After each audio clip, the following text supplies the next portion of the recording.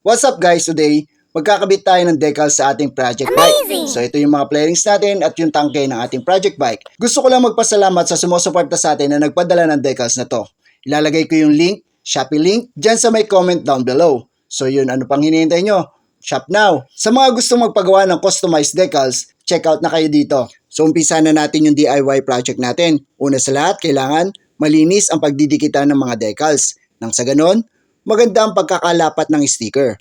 Guys, maging maingat kayo sa pagkabit ng sticker. Kailangan nyo din ng scraper para tanggalin ang bubbles. So yun, ganyan lang kasimple ang gagawin nyo pag magdi-DIY kayo ng decals. Guys, malaki ang nagaganda ng decals, lalong-lalo na sa ating mga motor. Ayos. Guys, ito yung nagawa natin. Diba? Kayang-kaya natin yan. Alam kong kayang-kaya yun din yan. Ito na yung product natin. 90% na, malapit na matapos yung dirt bike natin. So yun excited na ako. Salamat po ng marami.